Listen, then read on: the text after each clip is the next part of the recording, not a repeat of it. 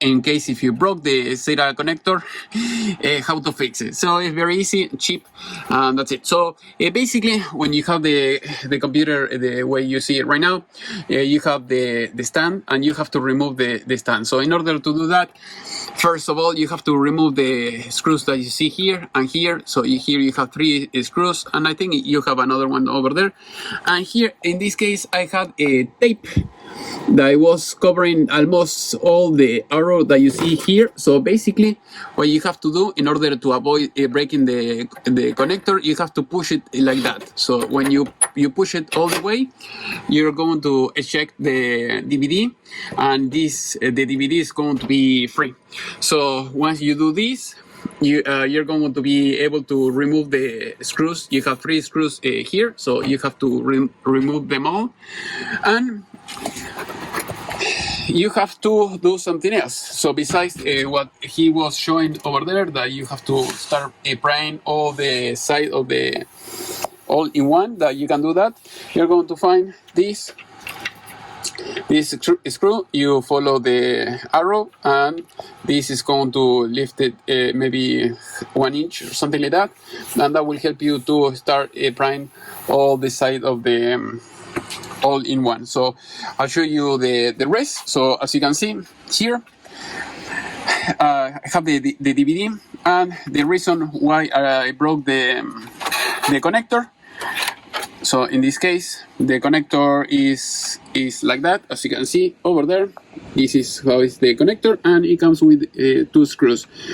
The thing is, because this is with the screws, and when you lift the cover up, these screws are going to stay. You're going to break this connector here. So in order to fix that, if that is your case, it's very easy.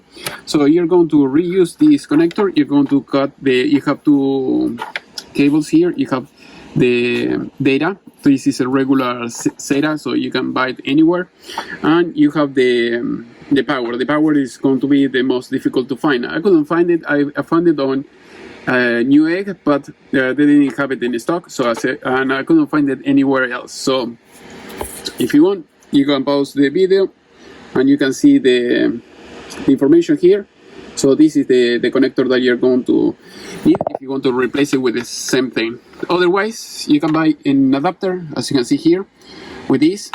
So this is a SATA, a regular SATA. And here you have the slim power. So this is what you're going to use. So what I did is I cut this end, as you can see here. I cut the end. You have the blue, you have the red and the red and the black one. So you're going to use the same connector, but I got it here. You're going to have it here. So try to use as much cable as possible. So in this case, this is what I did. I used the red one. The red one and the white one. So the red one is the positive, and the white one and the yellow is the negative. But in this case, just I use the white one and the red one. So I connect the red one with red, and the black one with the white one, and that's it. And it works just fine. I didn't have any issue, at least for now. So I'm going to show you that this is working. I just plug it in. So you push the button here, and there you go.